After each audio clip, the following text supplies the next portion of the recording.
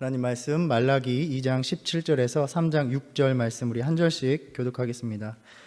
너희가 말로 여호와를 괴롭게 하고도 이르기를 우리가 어떻게 여호와를 괴롭혀 드렸나이까 하는도다. 이는 너희가 말하기를 모든 악을 행하는 자는 여호와의 눈에 좋게 보이며 그에게 기쁨이 된다 하며 또 말하기를 정의의 하나님이 어디 계시냐 함이니라.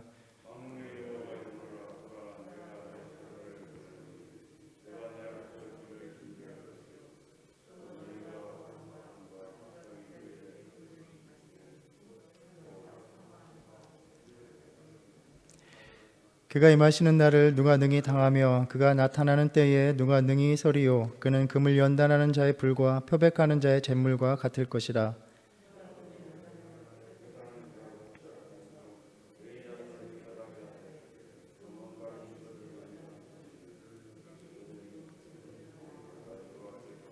그때 유다와 예루살렘의 봉헌물이 옛날과 고대와 같이 나 여호와께 기쁨이 되려니와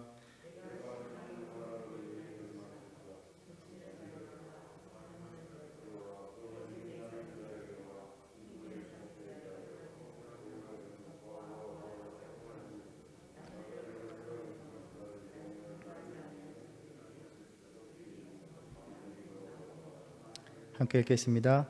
나 여호와는 변하지 아니하나니 그러므로 야곱의 자손들아 너희가 소멸되지 아니하느니라. 아멘. 우리가 에스라서와 말라기를 통해서 포로기에서 귀환한 후의 흐름을 계속해서 살펴보고 있습니다. 성전 재건을 통해서 예배와 공동체의 신앙이 회복될 것 같았지만 현실은 그렇지 못했습니다. 이들의 삶은 여전히 힘겹고 고된 연속이었습니다. 우리가 신앙생활을 하다 보면 실망감이 들고 또 낙심될 때가 있습니다. 우리 성도님들도 신앙생활을 하면서 수없이 그러한 순간들을 보내셨을 것입니다. 하나님이 야속하게만 느껴집니다. 하나님, 내가 이 정도로 섬기고 헌신하면 그래도 내 인생이 좀 잘 풀려야 하는 거 아닙니까? 놀라운 주님의 능력, 돌보심, 인도하심이 펼쳐져야 되는 것 아닙니까? 왜 내 삶은 이렇게 여전히 고난의 연속으로 다가오는 것입니까? 한편으로 참 억울하다는 생각이 듭니다. 이럴 거면 뭐하러 내가 그렇게 예배를 열심히 드리고 또 섬기고 희생하였는가 하는 생각이 들고 화가 나기도 합니다. 자신을 희생하지 않고 그저 적당히 자신이 편안한 선에서 신앙생활을 하는 사람들처럼만 할 걸 하는 그러한 생각이 들게 됩니다. 왜 힘든 직분을 맡고 교회 일을 섬기며 또 그렇게 분주하게 살았는가? 돌아보면 나에게 주어지는 보상이 아무것도 없는 것 같기만 합니다. 우리가 신앙생활을 하면서 그렇게 실망이 되고 낙심이 될 때 그 속마음을 거친 말로 표현한다면 정말 신앙생활 할 맛이 아무것도 나지 않는다는 것입니다. 주님이 나의 삶에 아무런 관심도 주시지 않는 것 같습니다. 내가 굳이 열심히 주님을 예배하고 섬길 이유가 없는 것 같습니다. 주님께서 내 기도를 들어주시지도 않는 것 같습니다. 그렇게 주님과 점점 멀어지면서 신앙의 뜨거움을 상실해 가는 것입니다. 우리가 지금 나누고 있는 이 말라기 시대의 유다 백성들의 상황이 그러했습니다. 실망하고 낙담하는 분위기가 팽배하였습니다. 포로 후기의 시대적 배경을 통해서 우리는 계속해서 이들의 신앙적인 타락의 모습이 어떠했는가를 나누어 왔습니다.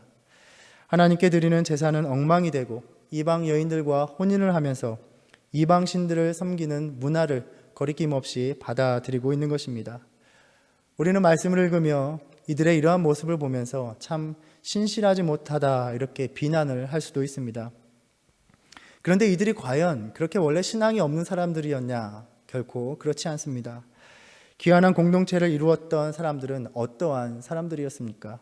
자신들이 편안하게 자리 잡고 있던 땅에서 성전을 재건하라는 주님의 명령, 그 마음의 감동을 물리치지 않고 자신들의 삶의 터전을 다 버리고 예루살렘으로 떠난 사람들이었습니다. 오늘날로 이야기한다면 하나님께서 정말 큰 어려움 없이 부족함 없이 잘 살아가고 있는데 너의 모든 생활을 접고 다 이제 저 황폐한 땅으로 가서 아무것도 없는 땅으로 가서 선교 사역을 시작하라 라는 명령과도 같은 것입니다. 물론 오늘날에도 그 부르심에 응답하는 이들이 분명히 있습니다. 그렇지만 과연 우리들 중에 얼마나 많은 사람들이 그 명령을 따를까 생각해 보면 결코 선뜻 나서기가 쉽지 않다는 것입니다. 유대 땅에 귀환했던 이들은 그 모두가 그 머나먼 여정에 도사리는 위험을 무릅쓰고 순종하여 하나님만 의지하여 예루살렘에 돌아온 사람들이었습니다. 아무것도 남아있지 않은 땅에 돌아와서 성전을 재건하면, 주님의 말씀을 따르면 주님께서 나의 삶을 모든 것을 보장해 주실 것이라는 그 믿음 갖고 돌아온 믿음의 사람들이었고 그 믿음의 후손들이었던 것입니다. 그런데 지금 하나님 앞에서 하나님께서 원하시는 모습과는 너무나도 다른 모습으로 살아가고 있습니다. 어찌 보면 이들의 모습은 하나님과 하나님의 약속에 대한 실망, 그 실망에 대한 반항과도 같다라고 생각할 수 있습니다. 더 이상 하나님을 온전히 예배할 이유를 찾지 못하는, 그렇게 신앙이 무너져 버린 상태인 것입니다. 왜일까요? 삶이 너무나 힘들기 때문입니다. 순전히 인간적으로만 본다면 이들의 모습이 100배 공감이 갑니다. 그 험한 여정을 거쳐서 돌아온 후에 대적자들의 반대에 부딪혀 성전 재건이 좌절되었고, 그렇게 살아갈 때에 학개와 스가랴 선지자를 통해서 주신 말씀을 통해서 힘써 성전을 건축하라 하셔서 다시 열심을 내서 성전을 재건하였습니다. 성전만 그렇게 재건이 되면 당장에 무슨 일이 일어날 것만 같았습니다. 그런데 시간이 지나도 아무런 일이 일어나지 않는 것입니다. 학개서 2장 7절 말씀과 같이 하나님이 모든 나라를 진동시키시며 모든 나라의 보배가 이를 것이다, 그 말씀이 이루어질 기미는 없고 여전히 자신들은 너무나 보잘것없는 모습으로 살아가고 있는 것입니다. 하나님의 놀라운 영적인 또 물질적인 육적인 축복이 임할 것을 기대했는데 평범한 삶은커녕 고난과 궁핍에 시달리는 삶의 연속입니다. 유다 백성들의 마음에는 하나님의 말씀, 하나님의 약속이 불발되었다는 그러한 실망과 낙심이 자리를 잡기 시작하고 현실에 대한 환멸이 들기 시작하는 것입니다. 하나님의 언약에 대한 소망이 다 사라져갑니다. 섭섭합니다. 억울합니다. 배신감이 듭니다. 혹독한 현실 속에서 드는 생각은 괜히 돌아왔다. 왜 우리 부모들은, 왜 우리 조상들은 이곳으로 돌아왔을까 하는 마음이었을 것입니다. 혹시 지금 이러한 신앙에 낙심이 드는 마음이 있다면, 성도님들이 있다면 우리가 말라기서를 통해 주시는 이 말씀을 통해서 그 말씀에 귀 기울이고 다시 회복으로 나아가시길 축복합니다. 신앙이 낙심될 때에 우리의 마음을 지배하는 생각은 무엇입니까? 하나님이 과연 나를 사랑하실까? 정말 나를 사랑하시긴 하시는 걸까 하는 마음입니다. 당시 유다민들은 불만이 가득하여 그렇게 하나님께 질문을 던졌습니다. 하나님, 어떻게 우리를 사랑하셨습니까? 사랑하셨나이까? 우리가 지난주에 1장 말씀에서 나눈 부분입니다. 하나님께서는 내가 에서는 미워하였고 야곱을 사랑하였다라고 말씀하셨습니다. 우리가 성경의 이야기를 보면 에서는 분명히 법적으로도 장자의 고난이 있었습니다. 그리고 그는 사냥도 잘하면서 아버지의 사랑을 받을 만한 능력도 있었습니다. 그런데 하나님께서는 그런 에서가 아니라 야곱을 사랑받게 하신 것입니다. 그와 같이 너희를 사랑하였다 대답하셨습니다. 주님께서 우리에게 보여주신 사랑이었습니다. 인간의 외적인 조건을 따라 사랑하시지 않은 것입니다. 사실 우리 자신을 돌아보아도 솔직히 믿지 않는 이들이 훨씬 나을 때가 더 많이 있습니다. 오히려 교회 밖에 있는 이들이 예의 있고 겸손하고 온유합니다. 다투고 시기하고 미워하고 남을 비난하기를 일삼는 교인들보다 인간적으로 하나님의 사랑을 받을 만한 자격이 더 있어 보입니다. 내가 너희를 어떻게 사랑했느냐고 묻는 것이냐? 조건과 외모로 본다면 너희는 사랑받을 자격도 능력도 없지만, 그런데 그러한 너희를 내가 특별하게 사랑하기로 마음 먹었다. 이것이 주님의 대답이었습니다. 똑같이 바벨론에 멸망당해도 에서의 나라였던 에돔은 여전히 폐허로 남아 있었고 예루살렘은 아직 연약하지만 회복되고 있었습니다. 이것이 유다를 야곱처럼 사랑하셨던 표징이었습니다. 믿음이 연약해질 때 우리는 유다 백성들과 같이 세상적인 기준으로 하나님의 사랑을 가늠하고 의심할 때가 있습니다. 인생이 잘 풀리면 하나님이 나를 사랑하시는 것 같고 인생의 어려움이 닥치면 주님의 사랑이 떠나간 것 같습니다. 그러나 주님은 우리의 삶의 현실이 어떠하든 그 특별한 사랑이 여전히 우리에게 있다라고 말씀하십니다. 지금 나의 삶의 형편과 상관없이 하나님은 나를 사랑하고 있다는 것을 믿으라고 말씀하십니다. 믿는 자들에게는 때로 고난마저 주님의 특별한 섭리일 때가 있습니다. 고난으로 낙심하지 말고 오늘 또 하나님께서 오로지 그 주권으로 나를 사랑하시기로 작정하셨다는 것을 결코 잊지 않는 저와 여러분 되기를 바랍니다. 그럼에도 하나님이 여전히 그 백성에게 관심을 가지고 사랑하신다면 왜 이 모든 어려움을 겪어야 하는가? 왜 이 궁핍하고 어려운 삶과 부조리의 현실을 겪어야만 하는가? 이것이 백성들의 또 다른 질문이었습니다.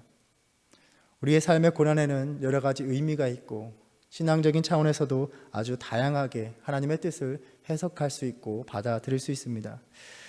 그런데 말라기서에 유다 백성들에게 주셨던 답은 그들의 고난의 이유는 그들이 하나님과의 언약을 온전히 지키지 못한 그 삶에 있었다는 것입니다.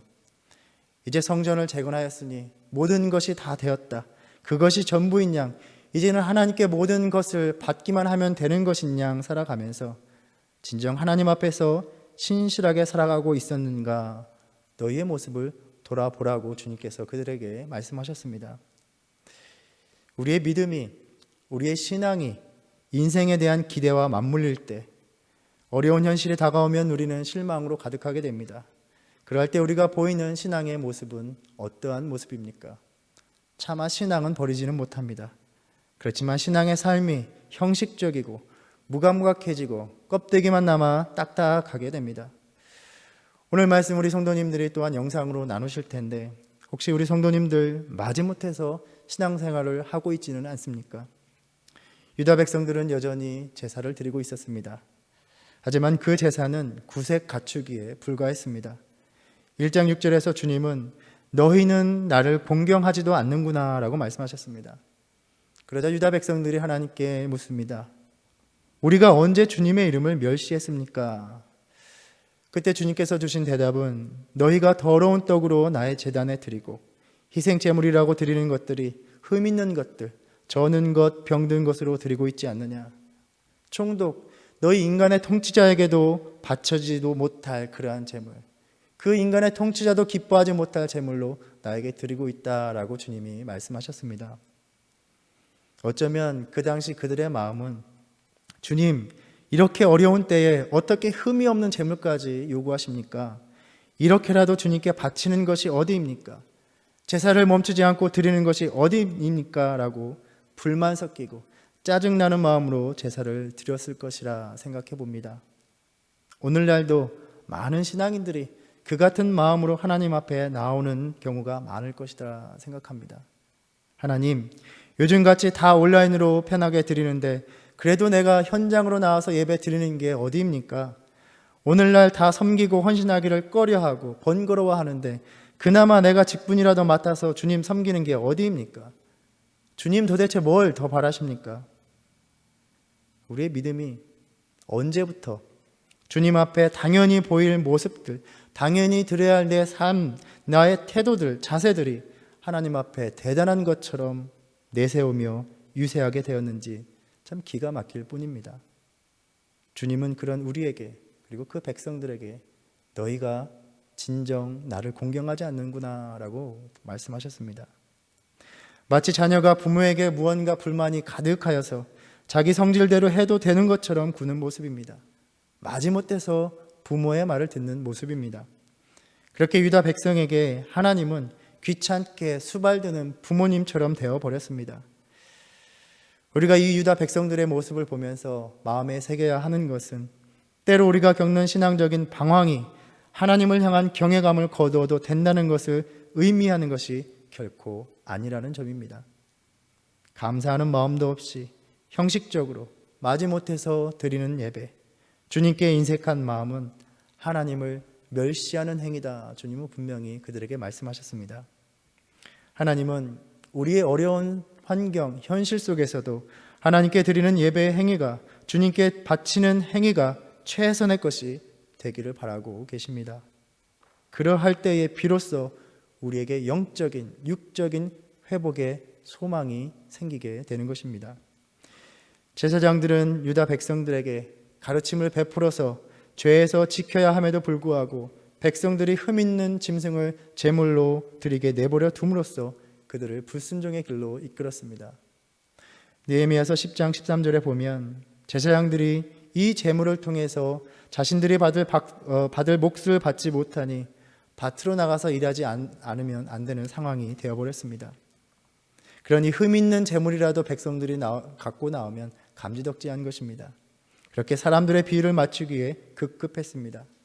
레위인들은 이스라엘 백성의 죄와 싸우면서 하나님과의 언약을 유지해야만 하는 사람들이었습니다. 그러나 그렇게 사람들에게 치우치게 하면서 언약을 깨고 있다라고 하나님은 꾸짖으셨습니다. 백성들은 세상적인 삶의 입지를 넓히기 위해서 이방 여인과 혼인하면서 이미 혼인한 하나님의 백성된 그 처와 자식들을 내보내는 학대를 가하고 있었습니다. 그렇게 남녀노소, 지도자나 평민 할 것 없이 모두가 다 하나님과의 언약을 총체적으로 파괴하고 있었던 삶이었습니다. 그렇게 이들은 자신이 하나님 앞에서 범죄하고 있다는 인식과 자각 없이 그저 어려운 현실이라고 하나님만을 원망하고 있는 그 삶의 모습에서 벗어나야 했던 것입니다. 이러한 신앙적인 또 도덕적인 타락의 길을 걷고 있는 백성들의 마음 깊이 자리 잡았던 그 실망감, 낙심은 하나님이 변하시지 않았는가, 하나님이 더 이상 우리를 사랑하시지 않는 것이 아닌가 하는 그런 회의적인 생각이었습니다. 오늘 본문 말씀에서 그러한 백성들이 던진 질문에 너희가 말로 여호와를 괴롭게 하고도 이르기를 우리가 어떻게 여호와를 괴롭혀 드렸나이까 하는도다. 주님이 이렇게 말씀하셨습니다. 무엇이 하나님을 괴롭게 하는가, 번거롭게 하고 힘들게 하는가?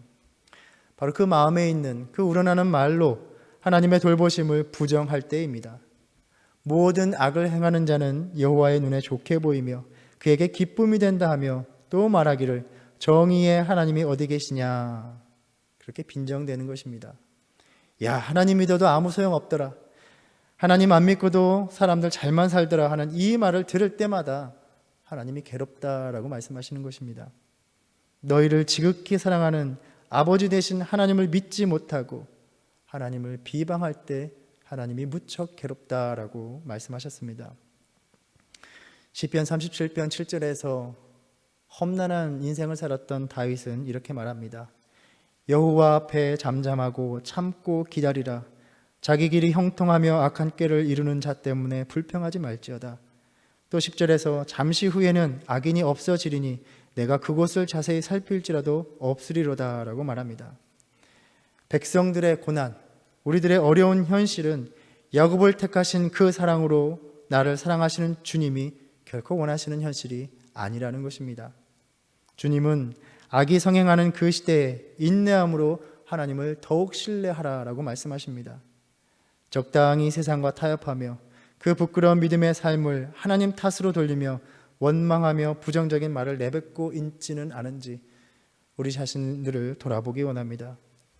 주님이 나를 건지시고 돌볼 것을 믿으며 다시 하나님을 찬양하는 믿음의 삶이 되시기를 바랍니다. 주님은 그렇게 비난하고 있는 백성들에게 이제 그렇다면 내가 곧 오겠다, 그 자신이 오겠다라고 말씀하십니다. 그 오시기 위해서 사자들을 보내실 것이다 말씀하십니다. 백성들의 그 고된 삶 속으로 주님이 직접 오셔서 그 사랑을 보여주시겠다는 것입니다.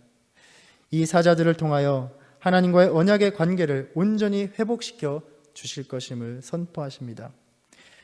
오늘 본문 말씀 9절에 있는 그 구절의 의미들, 신약 성경에 비추어 보면 길을 준비하는 사자는 세례 요한이요 언약의 사자는 예수님으로 우리가 생각해 볼 수 있습니다. 하나님이 육신을 입고 오신 분, 그 언약의 사자가 오셔서 새 언약을 체결해 주시겠다는 약속의 말씀입니다. 그러나 그가 오셔서 먼저 하나님 앞에서 그렇게 범죄하며 살아가고 있는 백성들, 그 백성들의 죄가 심판되어야 합니다. 심판을 통해서 깨끗해져야 하는 것입니다. 그래서 그 언약의 사자는 금을 연단하는 자의 불과 표백하는 자의 잿물과 같다라고 하셨습니다. 그 더러운 것들을 다 제하신 후에 새 언약을 맺어 주시는 것입니다. 누가복음 22장 20절에서 제자들과 만찬을 나누시며 주님은 말씀하셨습니다. 이 잔은 내 피로 세우는 새 언약이니 곧 너희를 위하여 붓는 것이라 하셨습니다. 오늘 본문 말씀 보면 그들이 범했던 그 더러운 죄들이 5절에서 7가지 죄악으로 서술됩니다. 간음하는 것부터 나그네를 억울하게 하는 것, 그러니까 7가지 완전한 숫자로 대표되면서 그 모든 죄악들을 대표하는 것입니다. 주님께서는 오셔서 십자가 보혈로 그 죄악들을 깨끗이 씻겨낼 길을 마련해 주신 것입니다. 그렇게 언약의 사자가 오셔서 다시 한번 하나님과의 언약이 무엇인가 그 본질을 알게 하시는 것입니다. 언약은 하나님의 사랑으로 맺어 주시는 관계입니다. 십자가에 달리사 그 사랑을 온전히 보여주셨습니다. 사랑받을 자격이 없는 우리를 아무리 애쓰고 애써도 그 죄악으로 물든 모든 것을 씻어낼 수 없어 사랑받을 능력이 없는 우리를 항상 부어주시는 은혜에도 불구하고 도저히 염치를 알지 못하는 우리를 자신의 생명을 다 버리기로 결정하신 그 사랑으로 다시 한번 언약의 관계 안으로 불러주시는 것입니다. 정의의 하나님이 어디 계시냐고 짓거리며 냉담하고 불순종하며 세상과의 타협하는 그 삶을 변명하는 그 백성들에게 오셔서 하나님께서 다시 한번 그 공의를 확립하시는 것입니다. 그런데 그 공의를 확립하실 때 그 심판 앞에 감당할 자가 없다 말씀하십니다. 2절에서 그가 임하시는 날을 누가 능히 당하며 그가 나타나는 때에 누가 능히 서리오라고 말씀합니다. 주님께서 성전에 오시면, 주님께서 우리의 삶에 오시면 우리의 불평과 원망과 실망과 낙심이 결국 악한 불순종에서 나온 것임이 다 드러나게 될 것입니다. 하나님께서 그 백성을 구하시고자 하지 않으시면 당할 심령이 아무도 없다라는 것입니다. 연단하는 그 불에 다 소멸되어야 마땅합니다. 그러나 그 언약의 사자 앞에서 돌이키고 회개하는 자는 그 연단으로 새롭게 되는 것입니다. 오직 하나님이 변화하시지 않기에 우리가 소멸되지 않는 것입니다. 6절에 야곱의 자손들아 이렇게 부르셨습니다. 우리가 묵상했듯이 1장 2절에서 내가 에서를 미워하고 에서가 아니라 야곱을 사랑하셨다 말씀하셨고 이제 그 야곱의 자손들이라고 불러주십니다. 그러니까 야곱을 택하셨던 그 사랑이 변하지 않으셨기에 언약의 사자를 통해서 진노의 불로 다 소멸하지 않으시고 새로운 언약으로 살려주시는 것입니다. 실망과 좌절로 낙심한 그 유다 백성들의 모습, 그것이 바로 우리 자신들의 모습이기도 합니다. 인생의 회의로 가득했던 그들의 마음, 우리의 마음을 들여다보면 실상 그들이 또 우리가 바라고 바랬던 것들, 기뻐하고 원했던 것이 하나님이 아니었다는 것입니다. 성전을 지어놓고 그저 세상적으로 잘 되기를 바랬습니다. 우리 역시 예배와 헌신으로 나아가지만 세상적으로 잘 되는 결과를 바라보면서 점점 하나님이 아니라 세상적인 형통함을 바라고 예배하는 삶이 되었던 것입니다. 하나님의 사랑의 기준이 세상적인 성공이 되어버렸습니다. 그러면서 세상적으로 잘 나가지 않으면 하나님이 나를 사랑하시지 않는구나 하고 실망하고 낙심하는 것입니다. 저와 여러분은 오늘 또 무엇을 위해서 예배하고 헌신하고 있는 것입니까? 하나님이 세상적인 성공으로 응답하시지 않으면 우리의 예배는 정성이 없어도 되는 것입니까? 자신들의 해이하고 나태해진 그 영적인 타락은 인식하지 않고 하나님을 원망하고 있었던 그들의 모습, 우리들의 모습을 돌아보라고 주님이 말씀하십니다. 진정으로 너희가 예배하였고 주님 뜻을 따르는 삶이었다면, 어떠한 상황에서도 주님 말씀 지키는 삶이었다면 진정 지금 너희가 겪고 있는 현실이 과연 이랬겠느냐고 주님이 그들에게 또 우리들에게 반문하시는 것입니다. 세상적인 삶의 기준으로 하나님의 사랑을 판단하지 말고 실망하지 말고 다시 한번 온전히 하나님을 예배하고 섬기는 삶을 살아가라고 명하십니다. 그러할 때 너희에게 온전한 회복의 소망이 있고 너희를 품을 것이다 주님이 말씀하십니다. 이 명령에 순종함으로 결단하는 저와 여러분 되기를 바랍니다. 특별히 다가오는 부흥회가 그러한 계기가 되어서 우리가 다시 한번 하나님 앞에 서는 시간이 되기를 우리 함께 기도하기 바랍니다. 우리 기도하겠습니다. 견딜 수 없는 삶의 고통과 세상이 무너지는 절망 속에서도 너를 향한 사랑은 변함이 없다라고 말씀하셨습니다. 오늘도 십자가의 사랑으로 너와 함께 할 것이다 약속해 주시는 주님, 세상적인 바람들이 채워지지 않을 때마다 주님의 은혜가 없는 것처럼 원망하며 불평했던 부끄러운 믿음을 고백합니다. 자격 없는 야곱을 택하신 그 사랑으로 변함없이 붙드시는 주님 앞에 다시 지극한 정성을 다하여 예배하는 삶이 되게 하여 주시옵소서.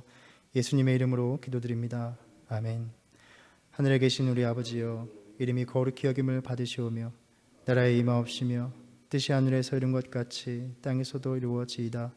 오늘날 우리에게 일용할 양식을 주옵시고 우리가 우리에게 죄 지은 자를 사하여 준 것 같이 우리의 죄를 사하여 주옵시고 우리를 시험에 들게 하지 마옵시고 다만 악에서 구하옵소서. 나라와 권세와 영광이 아버지께 영원히 있사옵나이다. 아멘.